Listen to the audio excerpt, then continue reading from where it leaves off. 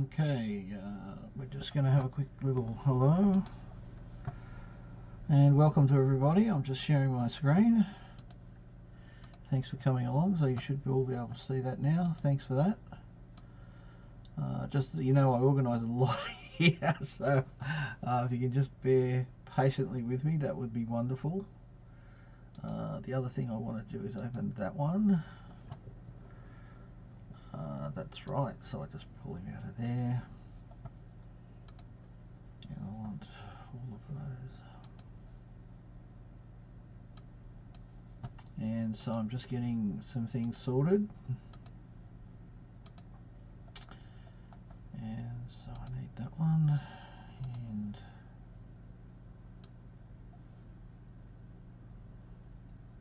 wonderful. And I just need to put that there like that.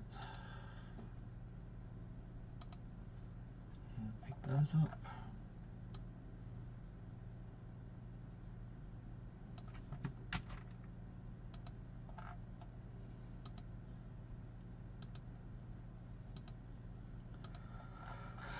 Alright, so I'm nearly ready there.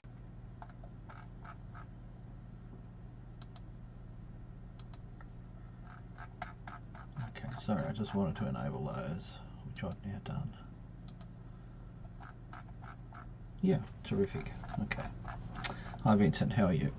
Alright, so I am streaming this to YouTube again, so I'll just grab that video URL and pop it in the messages for Zoom in case anybody wants to look at it from that point of view. That's fine either way, and then I'll put a recording up later on. So there you go. Alright, welcome all. So I thought what we'd do is we'd have a go at the tutorial, and we'll do that. What I'd like to do though is I'd like to just quickly check something here. So I'm going to be a bit cheeky here. I'm going to go zoom. No, it's UTS Meet. You can put it in the line here. Yeah, that one. /join. Now if all goes quite well, he'll ask me for that one, and I'm going to put that in. So this is not ours, this is somebody else's, so I'm trying to be very cheeky. So please bear with me. 49822.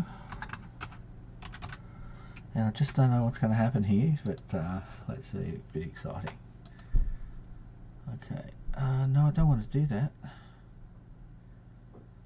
Oh, that's not what you told me before. You said I could do it at the same time. Alright, well that's not going to happen, so let's just get on with it.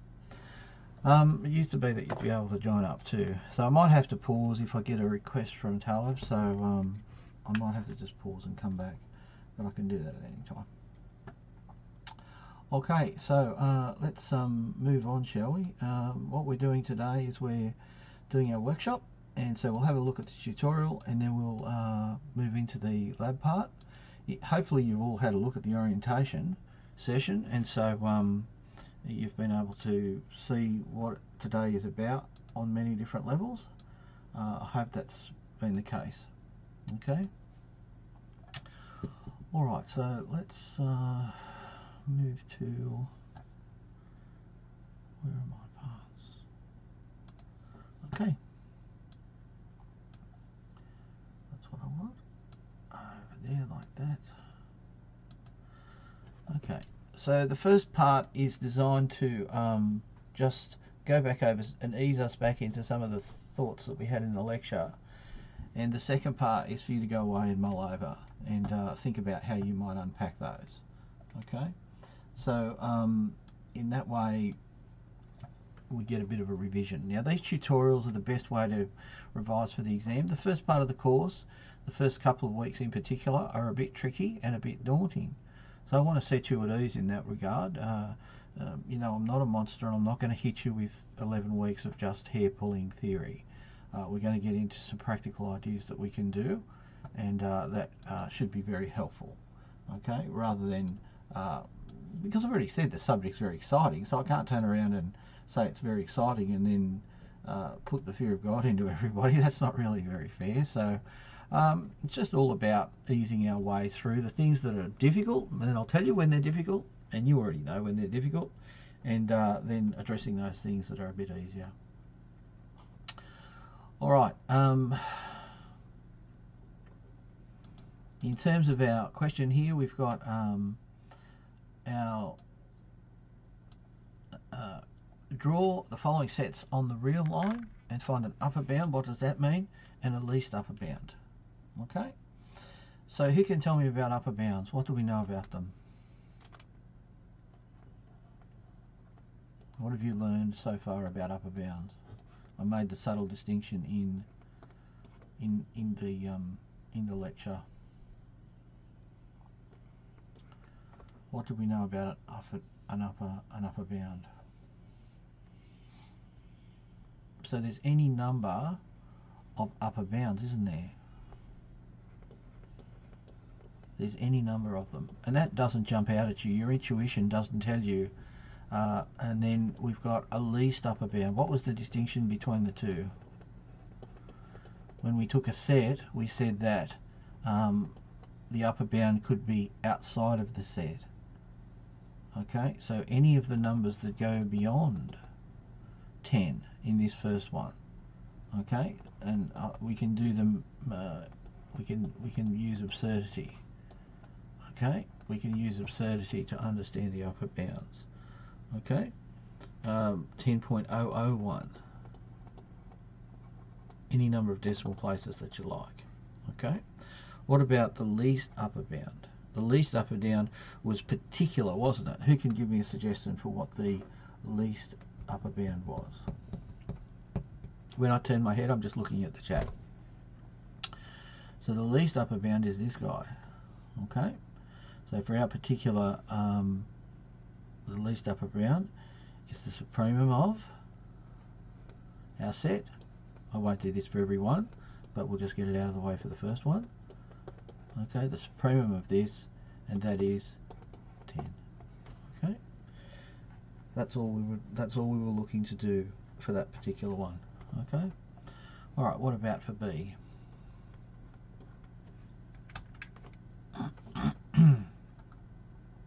What's happening with these numbers, this set? What can you notice about this set? What's it doing? Let's draw it and see if we can't make some sense of it. So we're going from a half, so let's start off at 0, we'll go to a half, okay, and then 3/4. So if 1's there, 3/4 about here. What's after 3/4? 7/8. So that's more than 3/4. That in quarters, if this was in eighths, you double it, so it'd be 6/8, so 7/8 is a bit further along. Okay, 7/8. What about 16ths? So in 16ths, 3/4 would be 12/16. 15/16 is a bit further along, isn't it? So it looks as though in this particular set, they're gravitating towards some point. Okay, and the ... tells us that this list, what's another name for all of these lists, by the way? I've used the word list, particularly these first two. What's another name for them?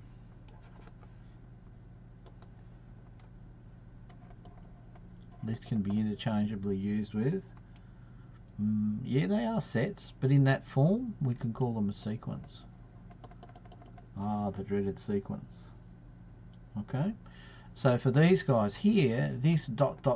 tells me that we can keep going in this same kind of pattern. And what is that pattern? That's an interesting idea. If there is one, we're skipping a little bit ahead of ourselves. Is it working its way towards 1? Is it working? And this is one of the great questions of discovery when you go into this area of mathematics. This is an analysis idea. Okay, but I don't want to skip too far ahead at this point. Okay, so what I'm going to ask is an upper bound. What's a valid upper bound? For this particular set, a valid upper bound could well be any number greater than 1.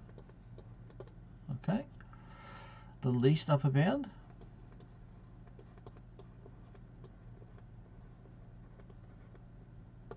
We think is 1. Now that's not in the set, but why do we think it's 1?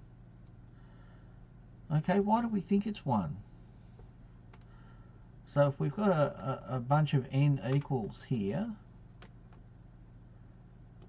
what do you notice about this set? So it's 1 over 2 to the power 1. 3 over 2 to the power 2. 7 over 2 to the power 3. 2 2s are 4, 2s are 8. 15 over 2 to the power 4. So there's a definite implication that this is a sequence, and then this tells us that. The dot dot dot tells us that. So does it arrive at 1? That's a question for another day. We're not going to discover that today. Okay, so by inserting smaller and smaller amounts, does it actually get to 1? Theoretically, if we think about this idea, does it ever get to 1? Is it ever the case that it gets to 1? Is there an equation that we can put in here that tells us what, by definition, what this sequence is? Does it exist? And does it tell us about 1? These are referred to as closed forms. Closed forms. Is there a closed form for this sequence? Okay. Not this week. Week 3. The skills test starts in week 3. So this is week 2. We're getting away from the idea here, but if it is 1, then our least upper bound is 1. So that's got a qualification on it because of the open-ended nature of that question. So we need to be a little bit smart about how we answer that type of question. Okay. All right. So for C, let's have a look at C. We've got our set notation. We've got -2 inclusive. So we've got -2 inclusive, and 1 is not included. Okay, so it goes like this. So a least upper bound and an upper bound. So an upper bound could be, a valid upper bound could be, I'll just put an upper bound, could be 2. That's up here somewhere, isn't it? Okay, and our supremum. What's our supremum? Our supremum would be 1. The upper bound for this particular set. Alright, for D, let's go on. So we've got our set. What does this tell you? Z minus 3, it's the distance, isn't it? It's the distance of Z minus 3 in vertical bars like that. Okay, you're skipping your head a bit. I'll give you credit for giving that up, but we're not going to, we'll get to that a little bit later in the course. Okay, so how would you check that? That's a better question. That's a nasty question if you're not sure. What's a shortcut to checking that, Kong? What do you think would be a shortcut? What could we use to check? I'm a bit of a fan of technology. What's the technology we could use to check what you've written there? What's the technology that you could use to check that? I wonder if Mathematica could do that. Have you worked out how to put that in Wolfram Alpha? Yeah, why don't you give it a try? Well, don't give it a try too much because we've got to concentrate on this. Alright, so for our set for Z, we've got a radius and a centre. Okay, so we've got a radius and a centre, don't we? That's how we interpret that. Radius and a centre. It's a ball. That's the definition of a ball, isn't it? Okay. So what's our centre? So our centre is going to be 2. And we go up 3, which would be 5, and down to 1. Is it 1 or negative 1? Negative 1.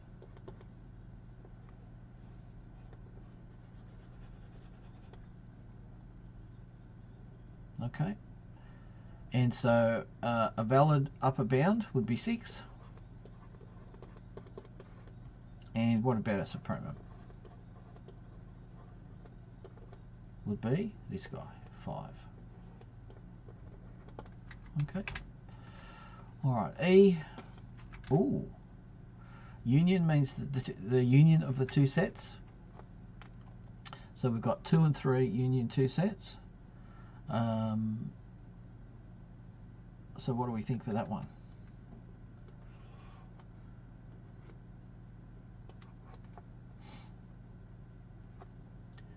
The curly brackets tell us what? That they're not included. So we've got 2 to 3 and 3 to 4. So that's the thing. So the any valid upper bound might be 10, and our supremum 4. Okay. Oh, I love this question. Question 2, I love it. Question 2 is, write the following expression in plain English. Who wants to do that for me? Write the following expression in plain English. I'm a big fan of this type of question. That could be a hint, wouldn't it? So just to rewrite it, just for the fun of it. Oh, don't we love our set notation?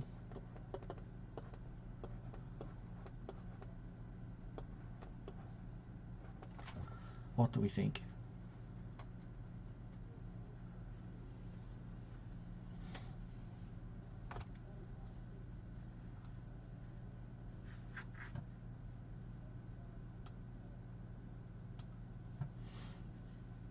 I suppose there are a number of different interpretations. The set of number x which obey the following condition. So you're on the right track. Okay, the infinitum tells us is the greatest lower bound. Okay, so this one here tells us is the greatest lower bound. So that's, I'm taking care of that. But you're correct in your assertion there. The set of number x which obey the following conditions. So is the greatest lower bound, because this is a qualifier for this set. So the set would be obey the following conditions, but the infinitum says is the greatest lower bound of the set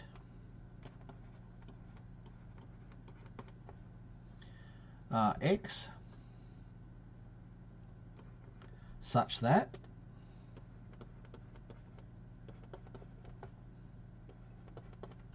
x, now these are greater than, okay? So x is, but what is the qualifier here? This one says greater than, so I'm going to say such that x is strictly. It's a strict application of greater than, because it's not inclusive. Strictly greater than 1, and we can use the same idea, strictly less than 5, because it's not inclusive.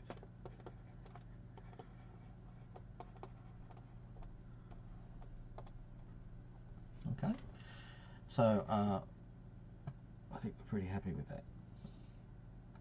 All right, question 3. Compute the following: supremum, the infinitum, and the supremum of. Okay, so what have we got?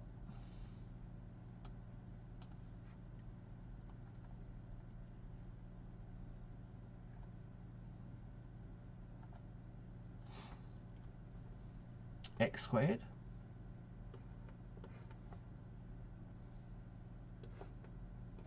So x squared is a simple thing, isn't it? Okay.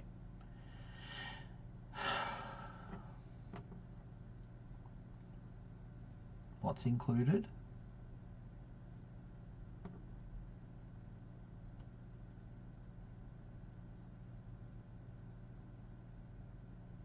Two is not included, is it?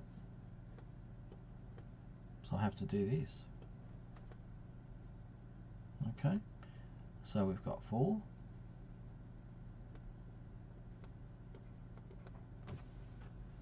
That's enough. So in a sense we've computed this because we've taken into account this one here. Okay. Alright, for part B, the infimum of some function for the function f of s 2 cos squared x. Now what's 2 cos squared x look like? You can tell me what cos squared x looks like, and 2 cos squared, how am I going to know? What am I going to do? Has anybody got a suggestion? If you're not familiar with it, you're being asked, you're not going to turn to the person next to you and say, what's that look like? You're going to go and find it out for yourself. So how are you going to do that? Somebody suggested it before. That's right, we're going to have a look at cos squared x.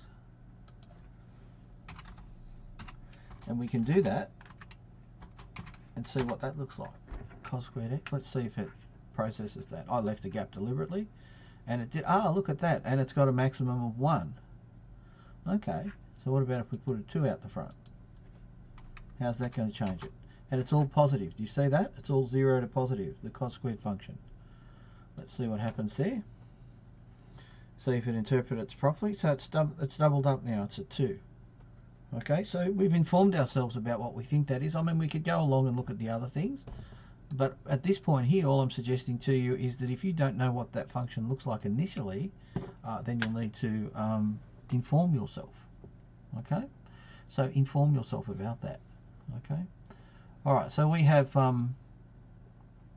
f of x is equal to 2 cos squared x, which is the same as, just in case you've forgotten, okay, it's just convention that it's written that way. The infimum, excuse me, sorry about that. So we've got the infimum of 2 cos squared x such that x is less than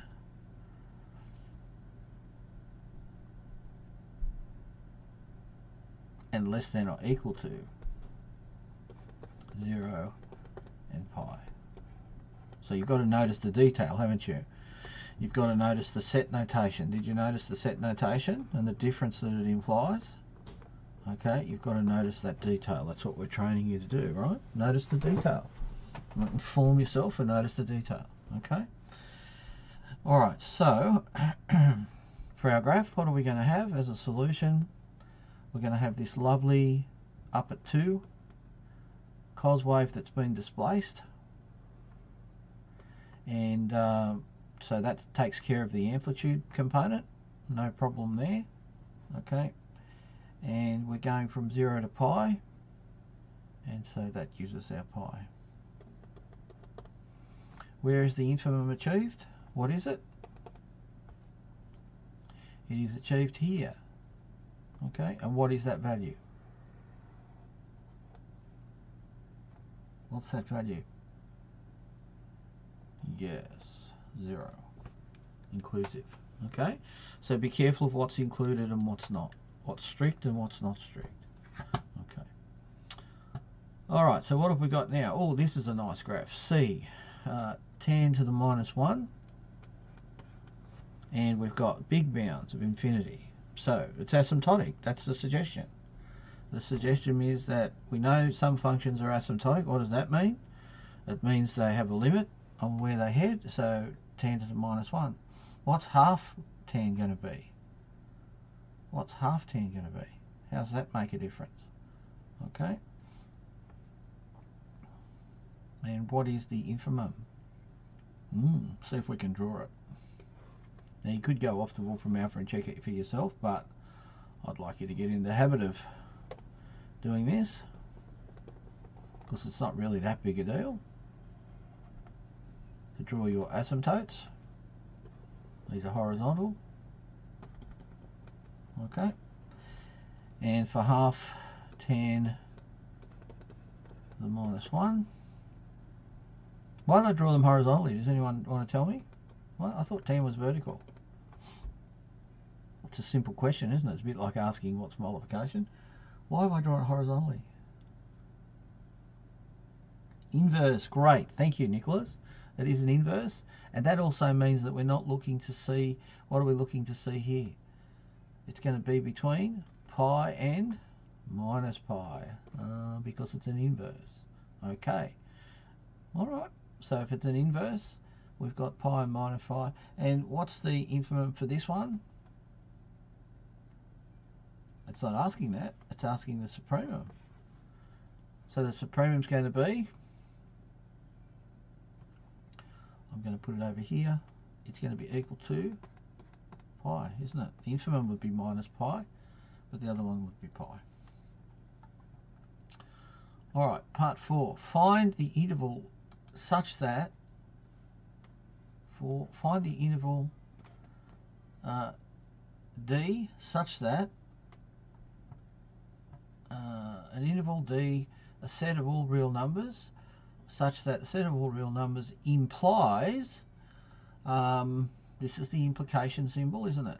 Implies x squared is inclusive to 1 and 1.5. Okay, we want to find a set of values for x such that x squared always lies. Now we know that x squared is bigger than that, so what does that mean? What's going on with that? So let's draw x squared. So here's our lovely x squared. We know it goes off in all different parts, we get that. But this set's bounding us to a small number. Now x squared is the output function, okay, and we want the d, which is, what's the d stand for?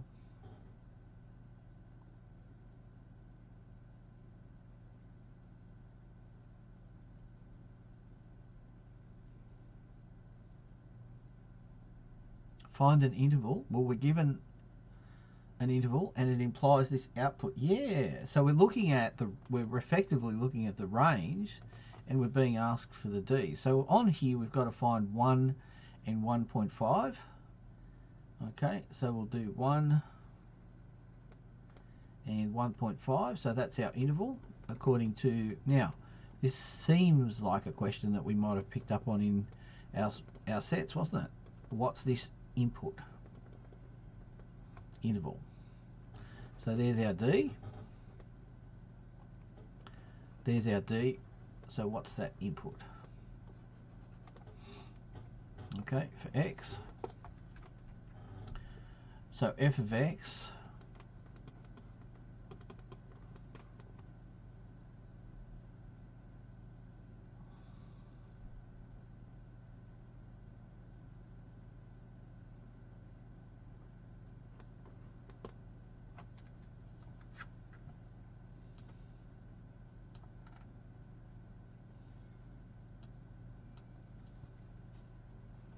f of x is an increasing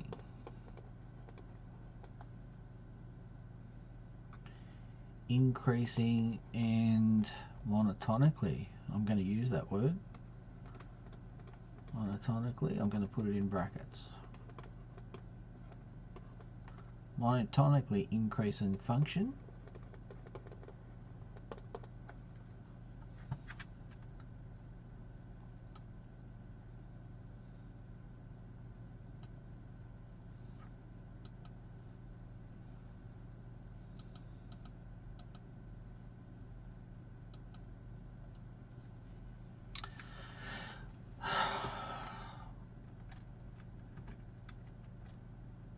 so its minimum as stated in this interval is 1, okay, so it's minimum 1, so it's minimum 1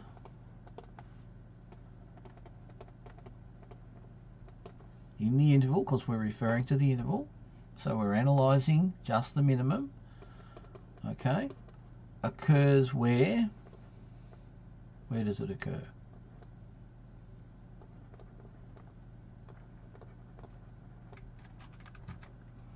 X is the smallest, that is this point here, smallest,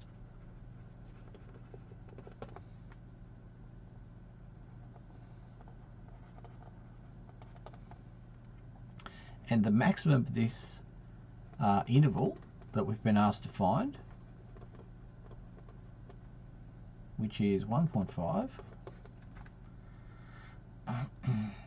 where x is largest. Now, what are you noticing about the difference from your training in previous years or previous ideas? We're really zeroing in on a segment, aren't we? We're really being piecemeal, and we're really pulling in on a particular view, a particular lens, and we're asking what's happening around that point. Okay? So D is therefore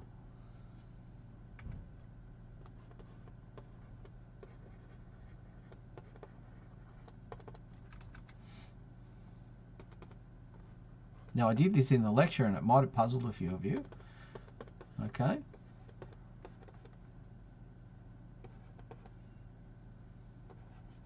Aha. Because we're going back to the domain, aren't we? So this is a squaring function. This value of 1.5 is the result of the squaring function. So how do we get back to the value that's there? It's the square root of that function. It's the square root of that value. And this happens a lot. This is a very basic idea, but it's very puzzling when you encounter it and you ask yourself, where on earth did that come from?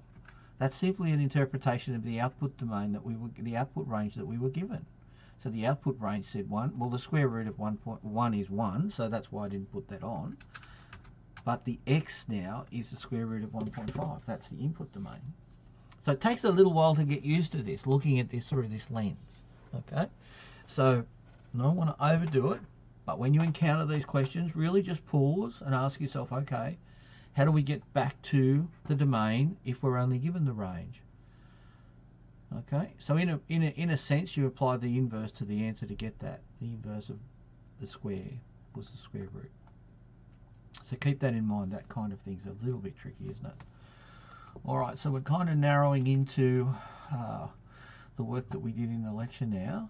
So how are we going for time? I think we're okay for time. So we've got 5. So for part A,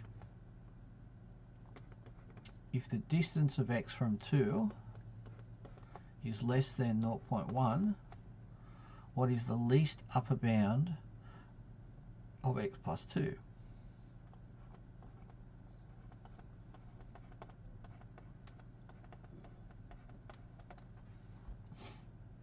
In English, it doesn't seem like a very complicated idea, does it? And yet to ask what the least upper bound of, given the following information. Okay. So what we've got here is to analyse this. What do we know about the form of this? Okay, what do we recognise? What's the form of this equation? Okay, so if this is true, if that's less than 0.1, then what we know from the form of the equation, x lies in the range of what? Our centre and our radius. So it lies in the range of, oh, I see, very important moment, okay, for you to discover where some of this information is coming from.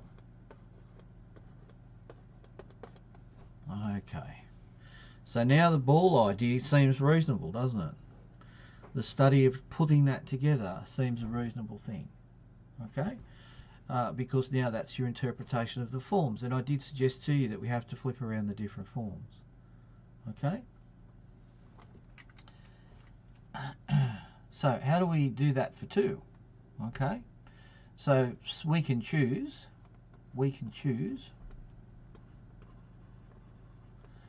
because it's an inequality, what can we do? We can choose to, what would be logical to answer this question? What would be logical?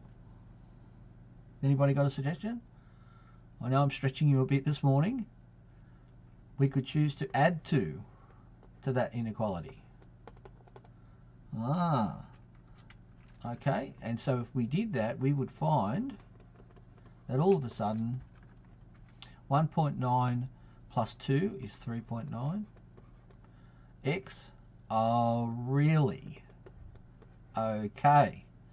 2.1 plus 2 is 4.1. So without too much drama, we've been able to address the question because of the recognition of the forms. Clever, aren't you? Clever.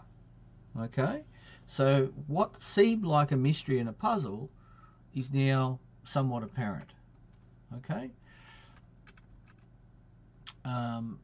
so to answer the particular question, the upper side, so we can write something a bit mathy like hence x plus 2 is less than 4.1 because we're dealing with the upper bound, and so the least upper bound and as this is also true,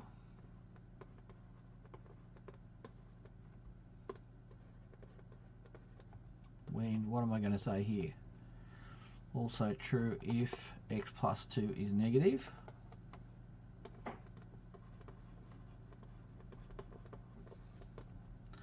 We can write, if you think about it, now we can write that thought. Ta-da! And what's this one? Easy peasy. Okay. It's not always obvious. Analysis, when you encounter it, is not always obvious. And when you get the gist of it, you think, oh, that's so trivial. What on earth was going on? Why did I struggle so much with that definition? Okay, why did I balk so big at that? Okay, but when you start to break it down, this is what your training requires.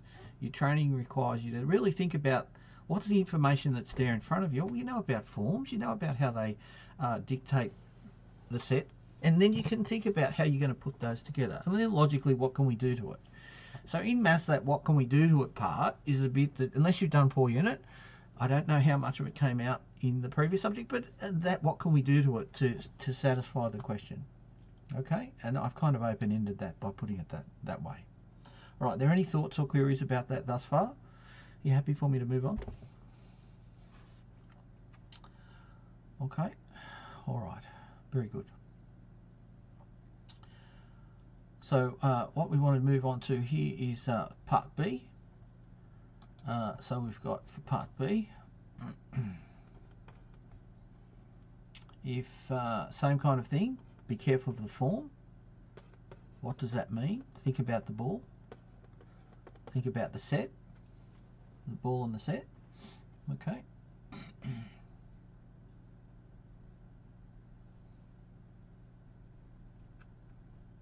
What else can we say about that? If this is the case, if this is the case, then what else can we write?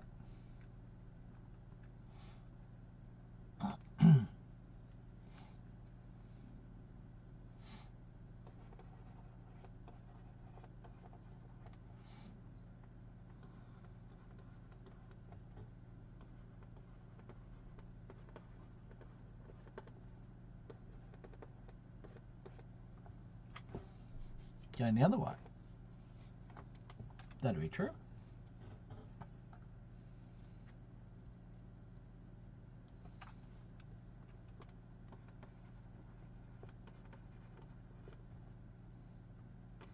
I mean, if it's smaller than that, it's got to be smaller than that. It's very elegant, isn't it? It's a very elegant way to think.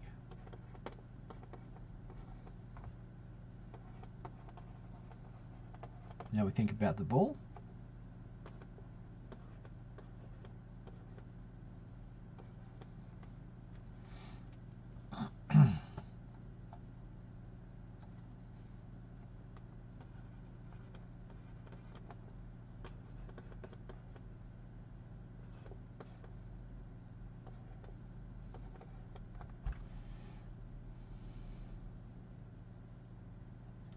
So what does that do? That implies the distance, the radius, and the centre. And we call that the upper bound, or our M. Okay, so sometimes it pays just to cogitate on an idea for a little while, thinking about how that unfolds.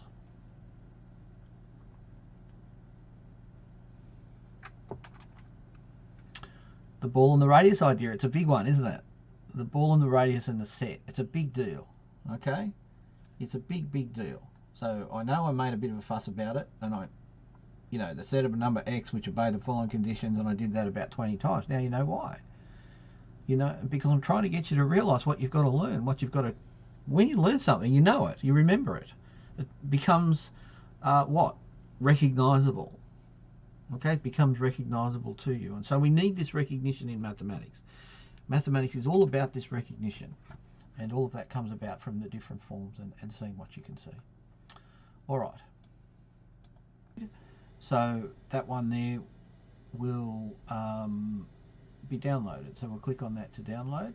Now you may have noticed that there's a PDF version of that. That's fine. If you want to have a look at that, that's fine. The PDF version's fine.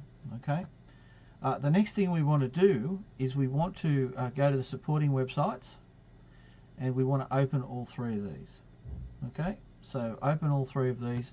I'm assuming that you guys are all going to do this along with me. So you press that one. You press that one. And you press that one. Okay, and we've opened 3 tabs.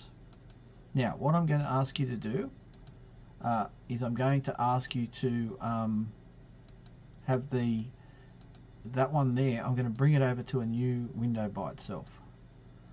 Okay, so we're going to have that sitting there by itself, and what we'll have is the project and the Wrk1. They're the two that we're interested in coordinating with. Okay, so I've already downloaded, just did it then for you.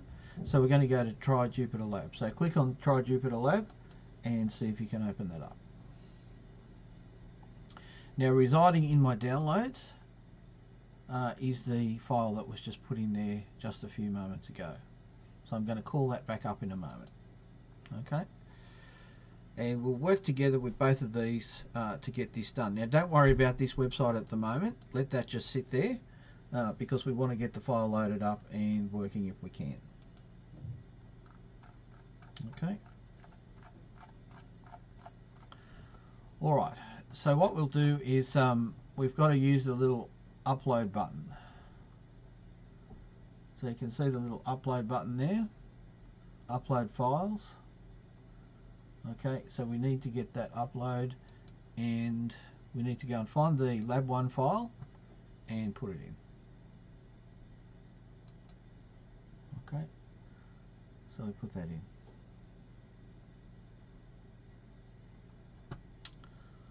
Now, it's in the list, but the fact that it's in the list doesn't mean it's been loaded yet.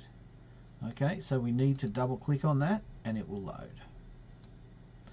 Alright, so I'm going to be a bit of a screen hog and give it mostly over to the plot so that we can see how these things go together.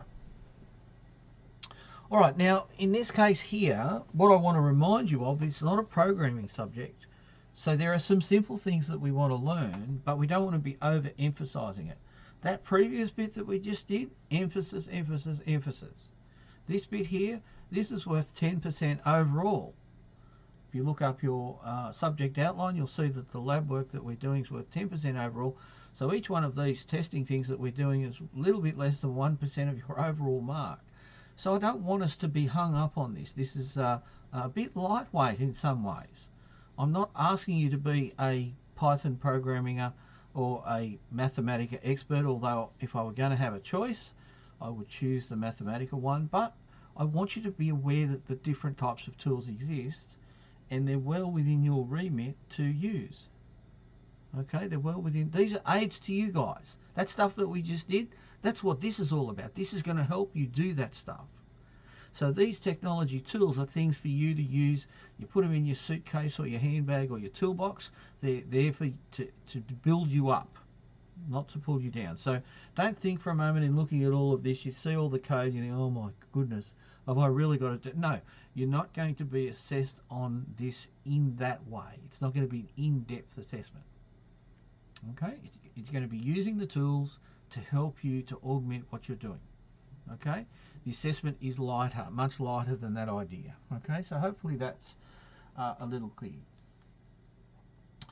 Okay, so how are we going for reception and all of that stuff? I just noticed that comment. Okay, you can always catch up on the recording. There's a recording that I'll post shortly. But let's have a look at this. So we know with the plotting, that's what we're looking at today, plotting.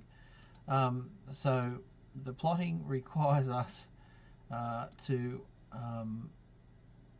use a symbolic maths plotting library, SIMPI, and the way that we do that is we import it. Now, in a way, if I put a star there, it'll bring everything that's in the library into this environment, into this Python 3 environment. And so instead of inviting everything in, I'm just saying, let's get plot, let's get symbol, let's get square root, and bring them in. Okay, a sub of plotting, import these other things. So we've got some functions that we're able to call on some of these plots, and it allows us to use them as tools. This call here tells us what version has come in. What's the version that's come in? So very straightforward, just shift enter, and what that'll do is tell us that we imported all of those libraries. It didn't complain, so we've imported the libraries. And the version of SIMPI that we've imported is 1.4. Can you specify others? Yes. I'll leave all that for you guys. Now, software carpentries is something that's offered at the university, and the Research Hub does offer courses. Really get into it. You know, go and join in if that's what you want to do in that way. If we do a Cartesian line, 2x plus 3, there's our equation. So we're using the symbol x as an independent variable. We're assigning it to this value x, and we're going to compute that, and then we want it to plot. So all we do is do shift enter, and it plots a lovely linear graph. Y equals mx plus b. That's all that is. Very straightforward. So hopefully you're doing this along with me as we go. Okay. If we're in the lab, I can clearly walk around and see you doing it. You guys have to let me know. You can give me a thumbs up. How about we do it that way?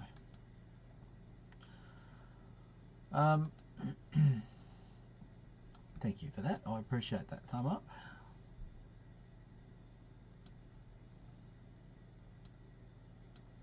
Well, I don't think I've lost anything, mate. So you may have to go back over the video if your technology is playing up. Okay, you may have to go back over that. All right, so let's have a look at a more exotic plot. So we'd like to have a look at this. Just a little hint there about putting x squared in. So there's our function, and plot the function. And what do we get? Oh yes, it's a very much more exotic function. Okay.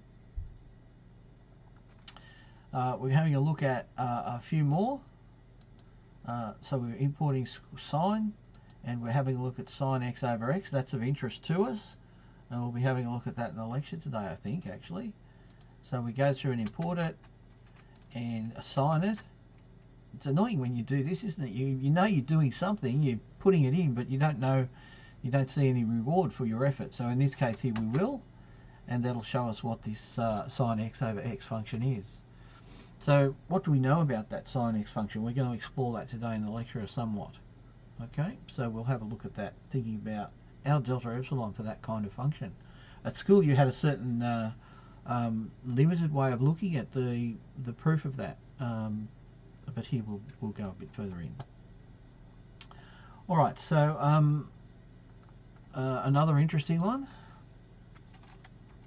Now it's a parametric plot. So you remember parameters from, hopefully you did some parametric work with your vectors, and expressing vectors with parameters and planes with parameters, and so some of that may not be at forefront. I'm not going to say to you go and run off and learn all that again. No, we don't need to do that. It's a technology tool. So provided we use the tool correctly, it'll make sense to us. Okay, so a lovely graph there. So for parametric functions, as they get more complex, we have to import more libraries and use them.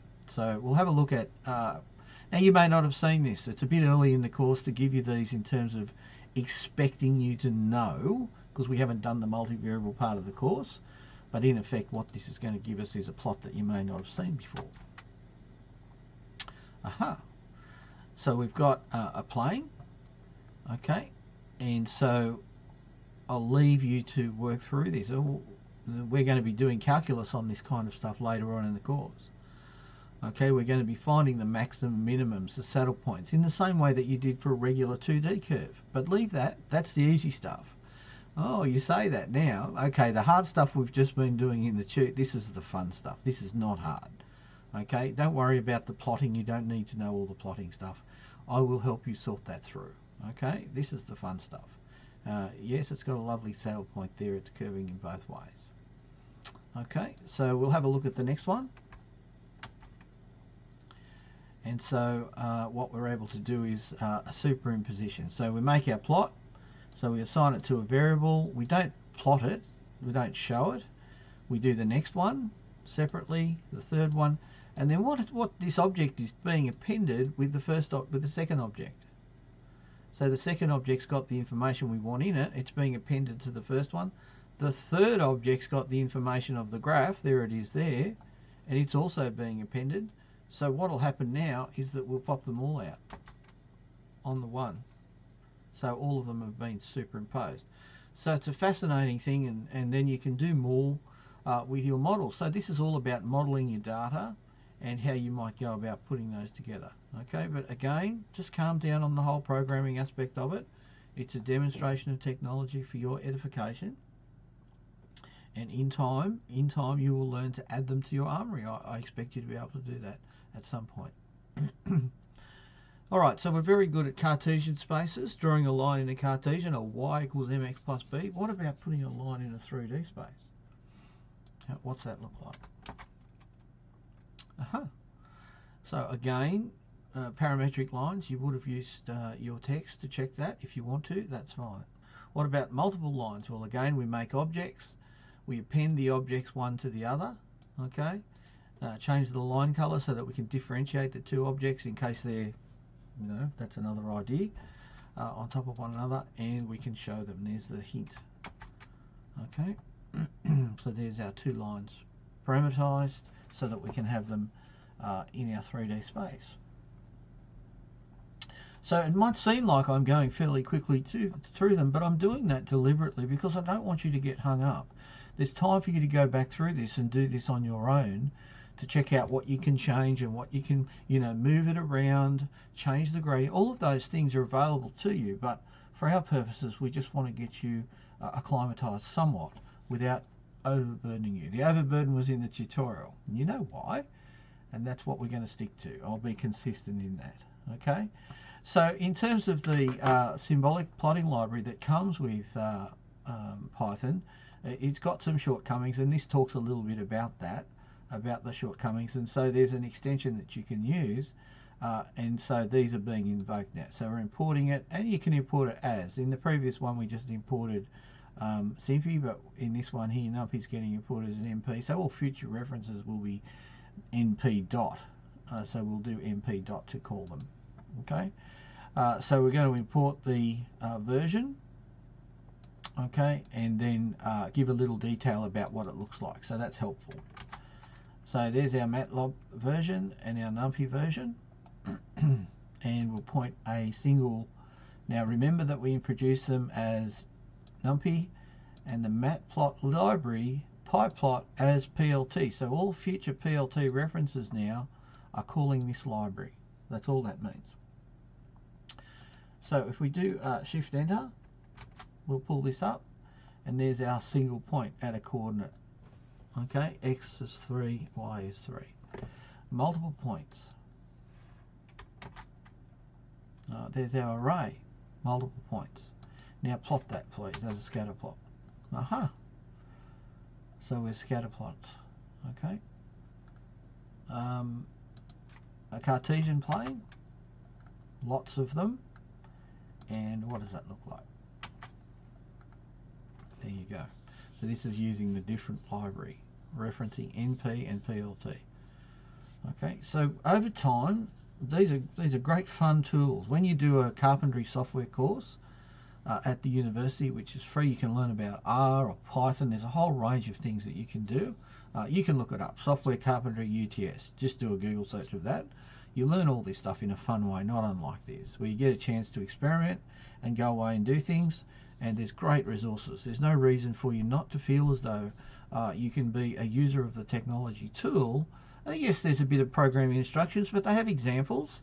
They have lots of examples that you can pop into these boxes and try. That's the beauty of the notebook process, rather than hard coding functions and, you know, testing the function, compiling it. That's how I did it. 3 decades, I told you. So that's how I had to do all of this stuff. If I wanted a graph, I had to go through and make up an actual executable and compile it and make sure the libraries matched, and then I'd have to do it, and then when it didn't do what I wanted it to do, I had to change it all again.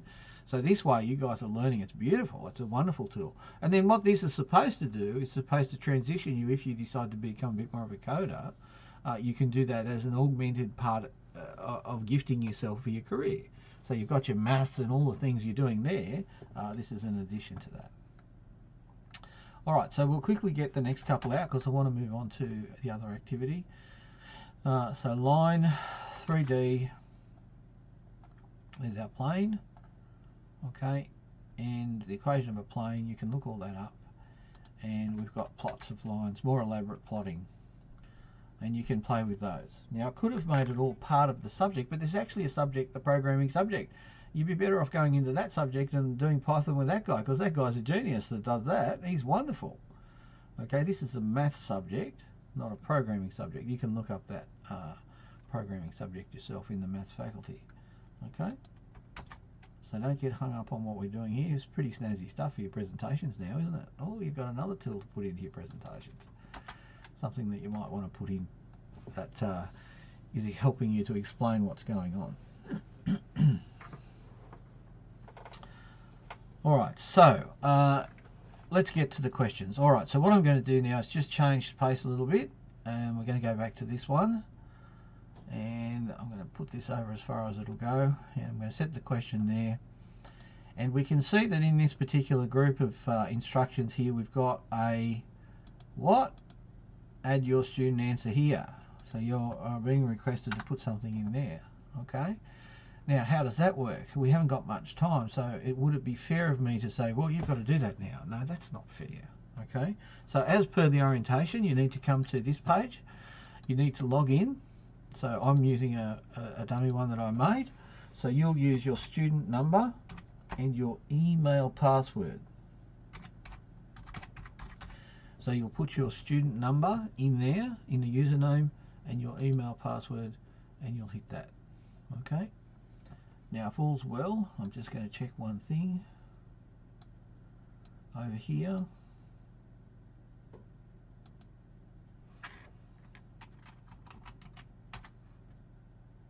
Just to make sure I don't complain.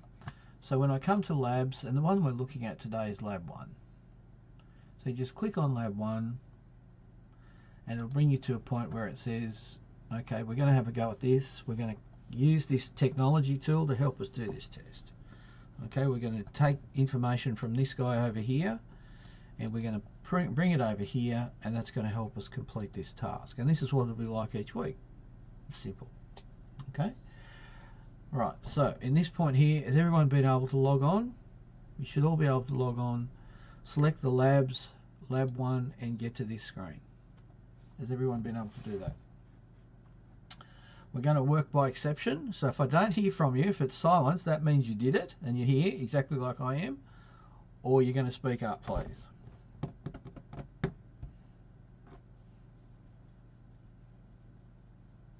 So Abby, you need to put in your student ID.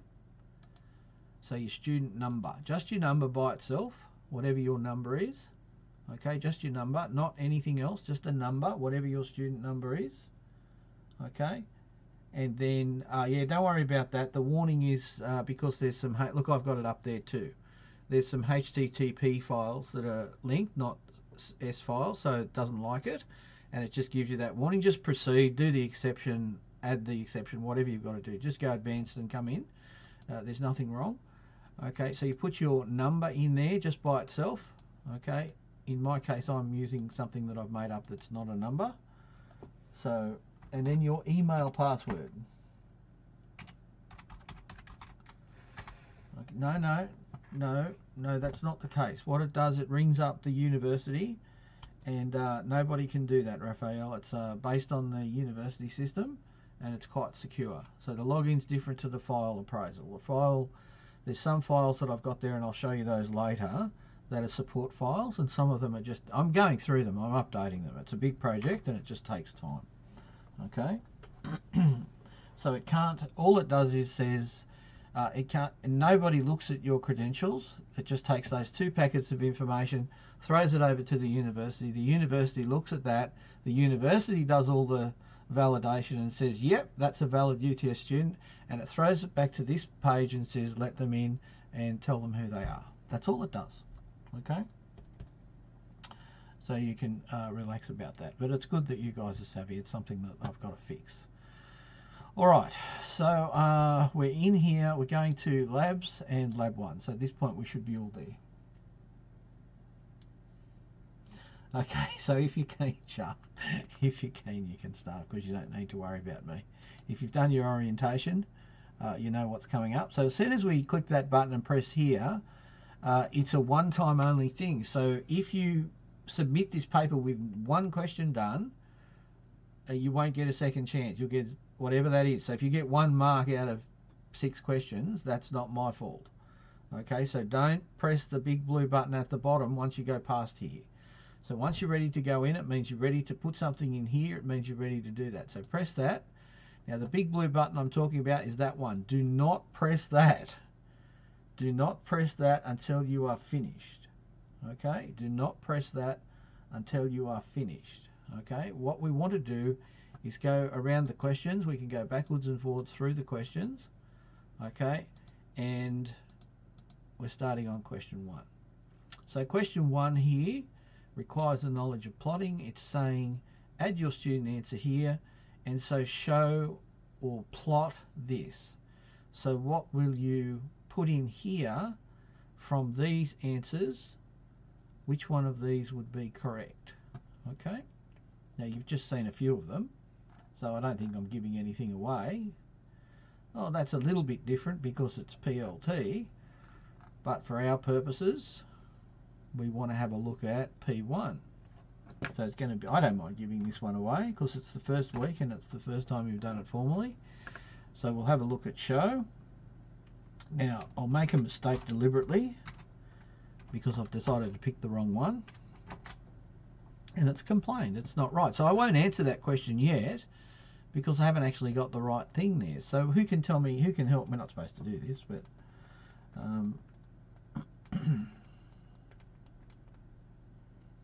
Jingru, why is that? Why can't you get there? What's happening?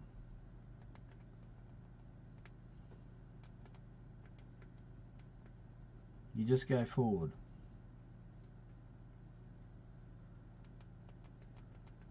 Can you go to the main website? If you go to the main website, it'll allow you to go in. So I'll just hop off here for a minute. If I come here, that's the main website, complaining as it does, and you press that link.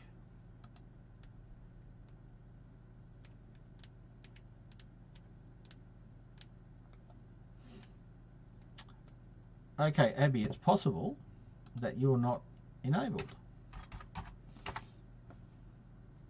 And that's the case. Because for some reason, either you're not on the list for this lab. I don't know why, but it means that you're not on the list. Okay, so Abby and Christy, are you in the right lab? That would be my question. So I'll look that up later. For now, we'll just go with the flow. So Christy, yep.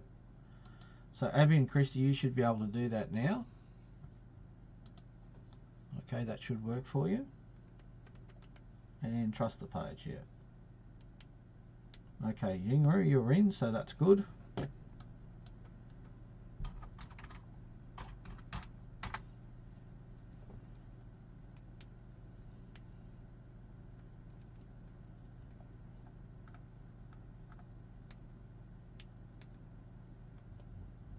So Joseph, what that means is that you're not in this lab because I enabled, you're in a different one that's on your timetable.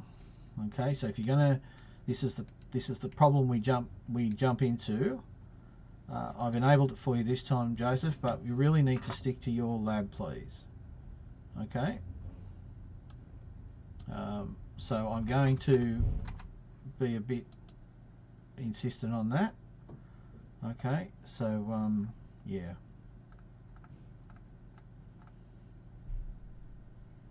Before this lab finishes, it's due. There's a couple of people that have got clashes who have already arranged things with me, but the idea is that you complete this today. Alright, so looking at the work that we did previously, up the top there, this is a lowercase s. If I hit that now, aha, it worked. So it appears to me that that's the correct answer for number 1. Now I can't keep doing these for you. You have to go off and complete these. But beware, please. Some of these questions and answers are requiring you to really focus in on a particular thing and realize that be specific about what the question is asking. Okay, because there's... Sir, yes, go on. yeah, and when I start the lab one, it didn't show like you, it show like six. Oh, it's just lagging because it show oh 6 questions in the same page. So no, never mind. It's just lagging for me. Sorry. Okay, so that's Queen. Okay.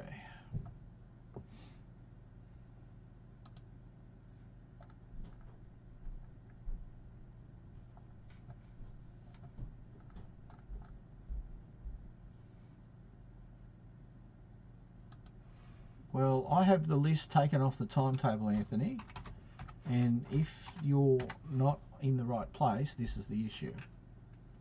Okay, so at the moment I enabled this list prior to the start. Okay, um, so you guys have got to recognize that if you come to the wrong lab, this is what's going to happen.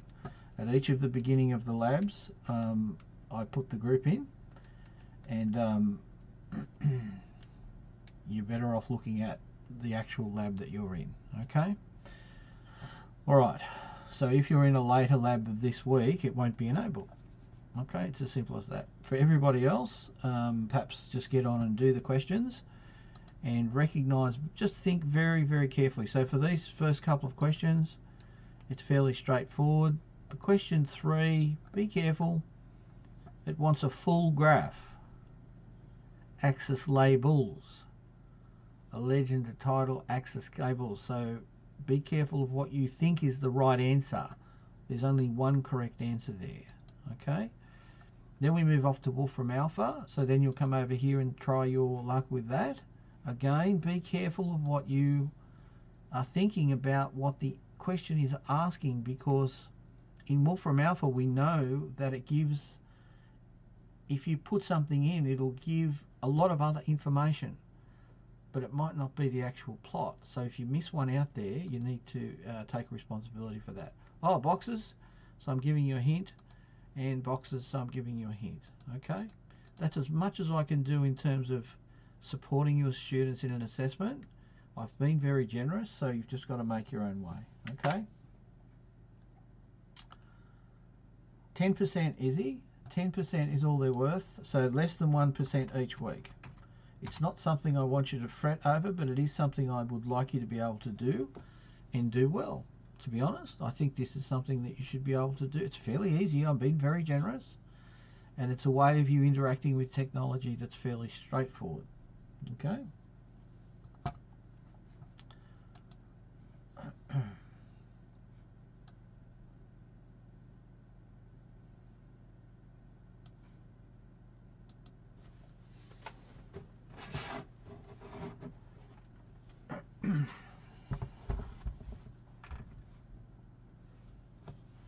So yes, you may start now. By all means, go ahead.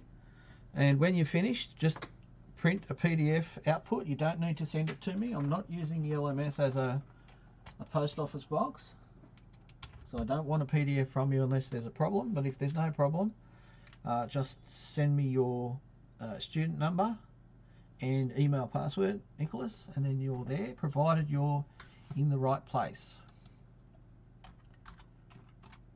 Because I've enabled everyone today.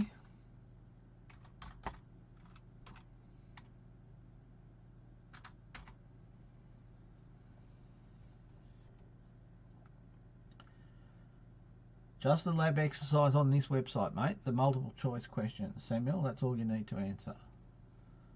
Okay.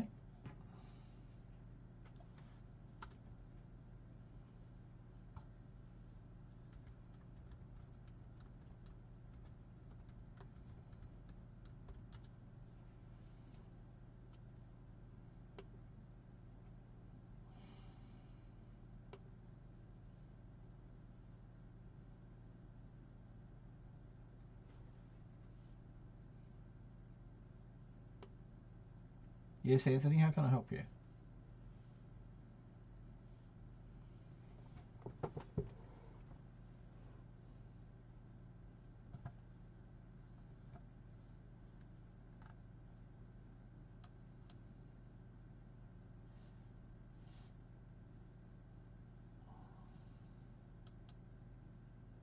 Nicholas, I don't want you doing that, please.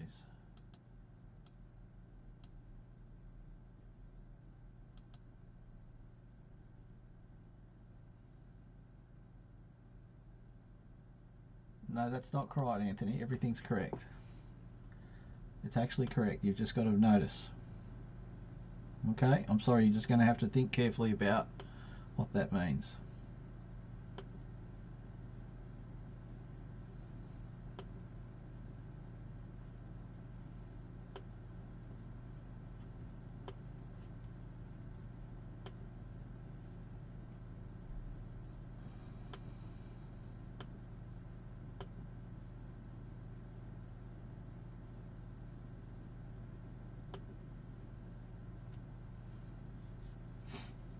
Alright, so I'm just going to turn my mic off and just watch what's happening.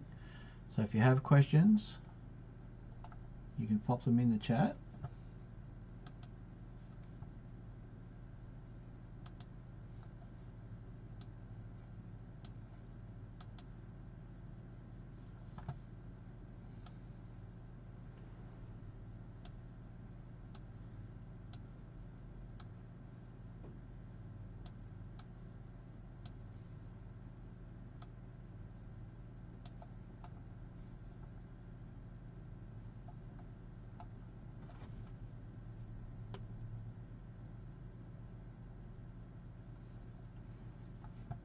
Well, Felix, it depends on whether or not I enabled you.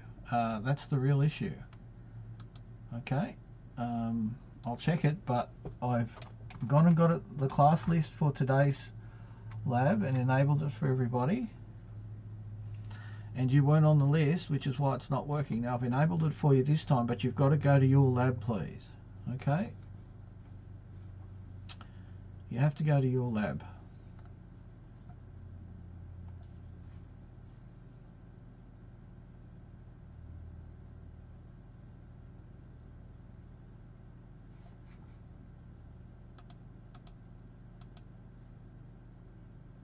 Yeah, it's a subtle thing.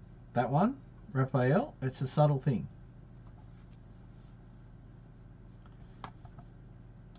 Yeah, it's a very subtle thing, Raphael.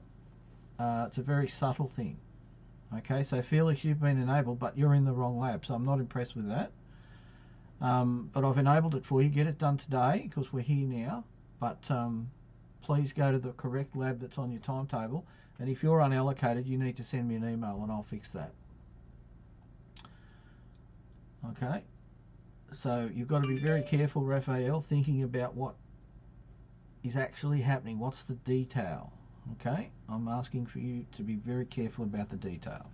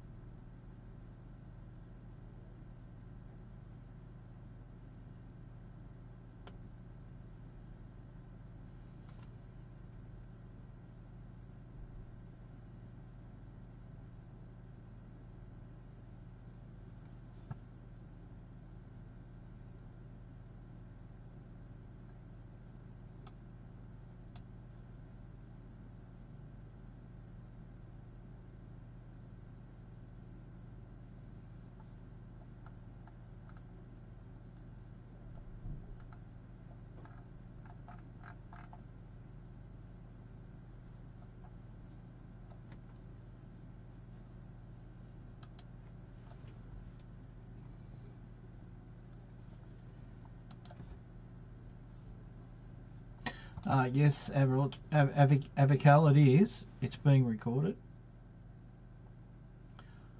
Okay, so really you've got to stick to your lectures, guys. You can't change around to the different groups. A couple of you have come in and you shouldn't be in this group. You're not on the list. That's why your logins aren't working, etc., etc.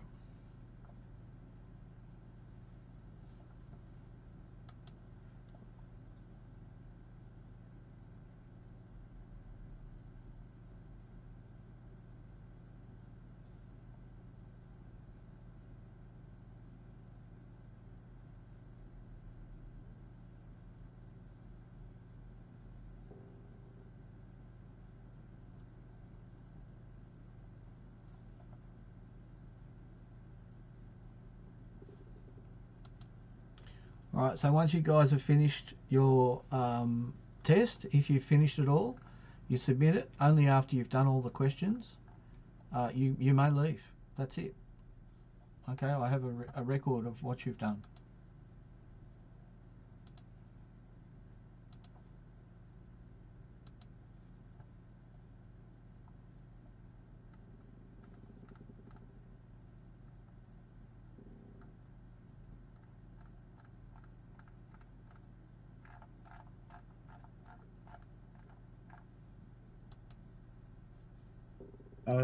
So for the question 3 to 6, we just like use Wrk1 alpha to check the answer also. Yes, that's it.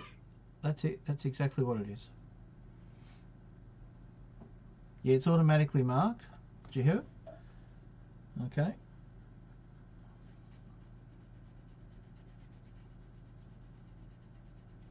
So you'll get the solutions at the end.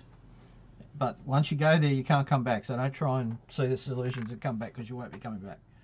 Okay, you've got to get used to it this semester. Yeah, I compile them and put them into the system. They build up each week. Well, send me an email, Felix, if that's the case. If you guys don't know which way you're supposed to be, send me an email, and you really should be able to go to your timetable.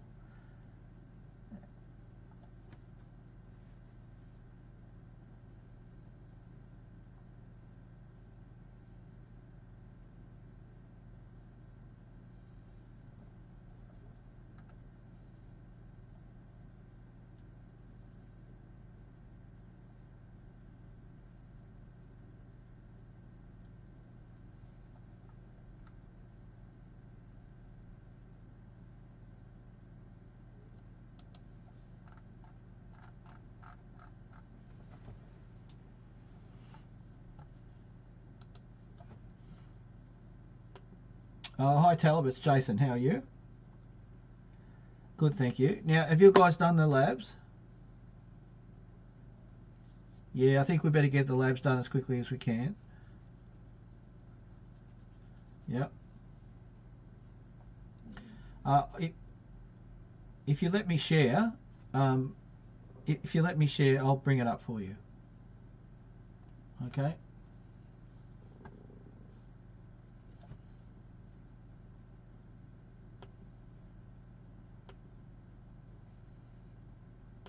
Yeah, just stop. You stop sharing, and I'll share.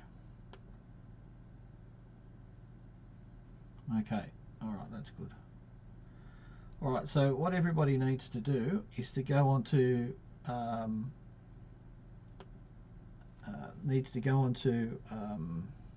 Canvas and down to Wrk1. Okay. And in the labs, you need to pick up this file. Just click on that. And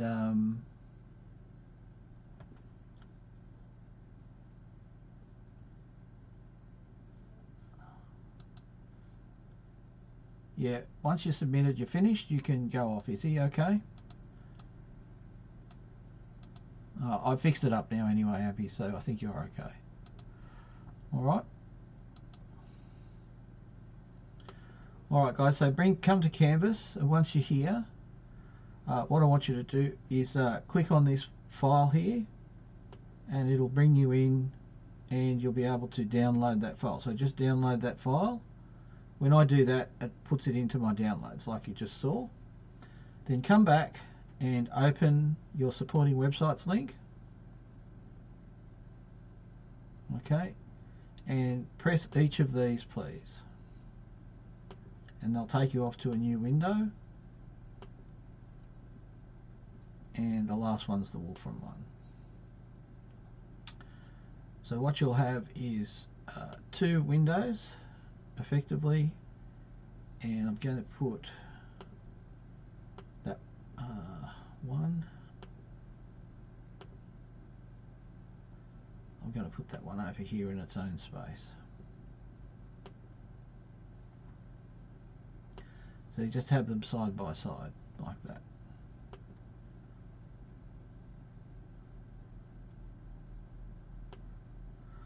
Okay, so then we go to Jupyter, and you're looking for try Jupyter. So click on that one. It'll take a moment for it to come on.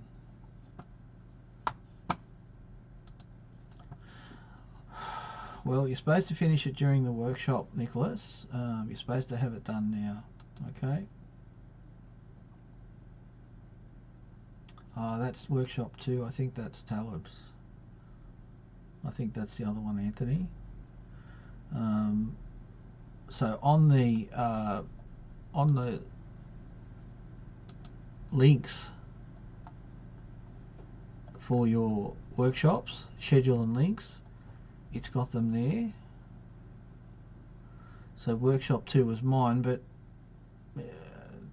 I put the list in. So anyway, I fixed you up, so it should be working. Okay. All right, once you're done, you can go.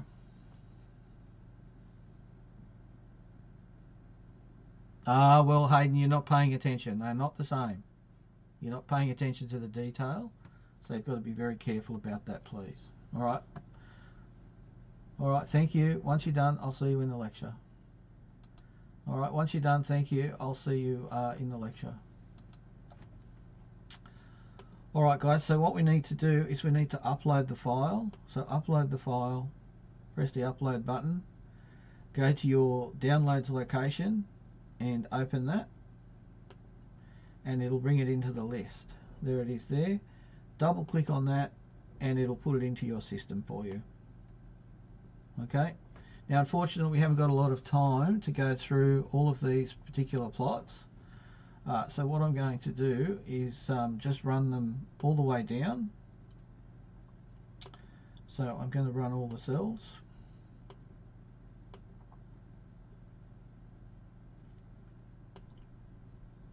Sir? Sir? Yeah, go ahead. Yeah, for the question 4, Yeah, that's right. I don't quite understand the question. Like, they want us to plot the multiple of sinx, cosec, and tanx or something? Yeah. So how do you do that in Wrk1? Oh, it's just, I mean, like, One of those is I'm the not answer, quite mate. sure. They asked about... One of those is the answer. So you need to try. You need to do some work here. You know, see which one's giving you the correct answer. Only one of those is the actual correct answer. The others are doing something else. Okay? So you need to use the technology tool. I've got to train you to use these technology tools. I must have you using the technology tools. And this is the softest way I can get you started on using your technology tools. Okay? So please just think carefully. It's only less than 1%, so it's a good learning experience for you as an assessment. Okay? All right. So you guys, what we're going to do here is you need to log in. So that's your student number. So into that box there on this website, you put your student number. Okay? So put your student number, whatever it is. Okay, that's what you put in there, and your email password. Okay, so I'm going to use that guy, and that's preloaded, and it brings you to this point. And the one that you're wanting to do is Lab 1. Okay, so I enabled all of you today, so if that's been enabled, there shouldn't be a problem. So if you click on Lab 1, I've got to fix that.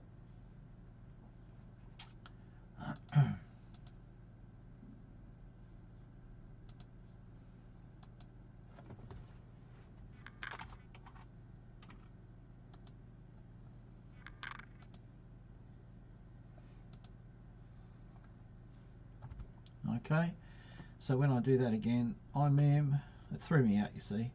Didn't like the fact that I wasn't enabled. So it just demonstrated for you what happens when you're not enabled. And when you are enabled, you come to this point. Okay, so all we're going to do is go in. Now, don't press the big button at the bottom here until you finish these questions. Okay, so there's 6 questions. 3 of them are on the Python system, and 3 of them are on Wolfram Alpha, which is why I got you to open the Wolfram Alpha window. Now, it's very straightforward. The answers are there in front of you. It's up to you to pick the correct one. So what would you, based on what you've seen, what's there, what's the one above? Okay. So I would say it says show. So I think it would be one of those. So I'm going to help you out with the first one, p1.show. Now, I'm deliberately going to make a mistake and show you that, oh, it didn't like the capital. So if I take the capital down and put the lowercase one and back and shift enter, ta-da. So the lowercase one is the answer to the question. And then you go on to the next question. Okay? So, and then it's going to be asking you the same thing. Which one of these is correct? Well, bring it over and try it. I want you to have a go, please. It's important that you do this and get this sorted out.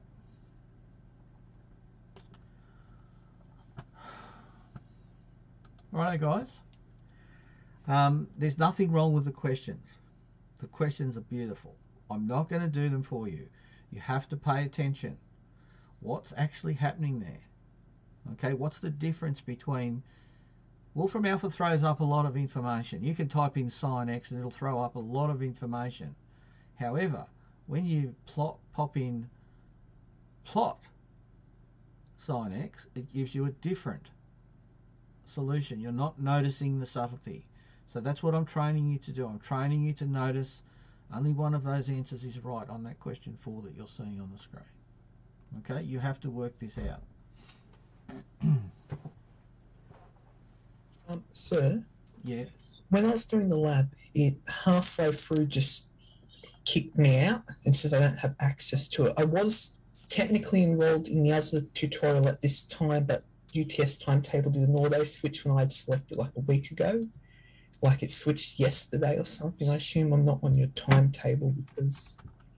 You have to send me an email well before. Okay? All right. You send me an email before and I can fix those kinds of things. It's a bit hard for me to do it now. So you've had an attempt at this now?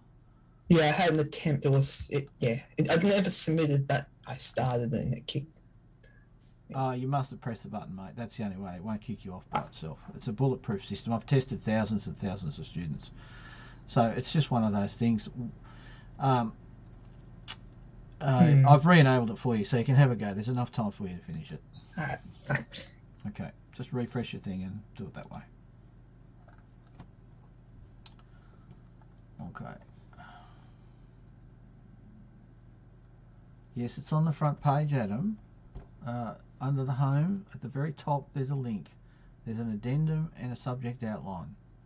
Okay, and I have demonstrated it several times now in recordings to get the subject outline. So please do the reading that I asked you to do. Read the front page of the home page of this subject thoroughly. Okay? Alright, how are you guys going?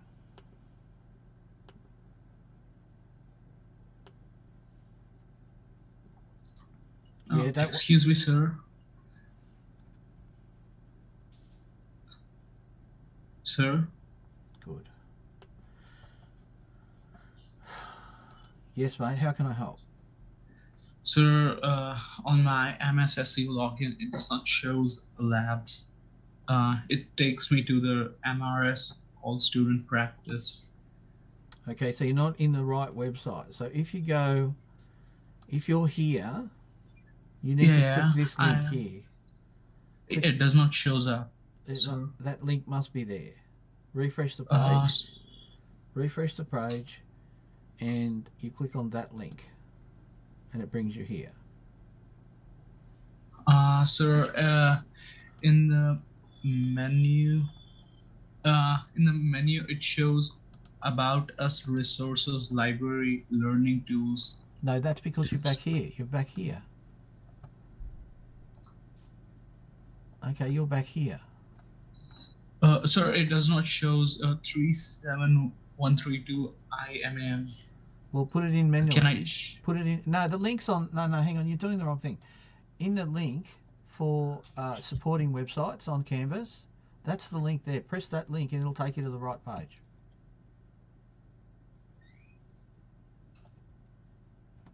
Okay.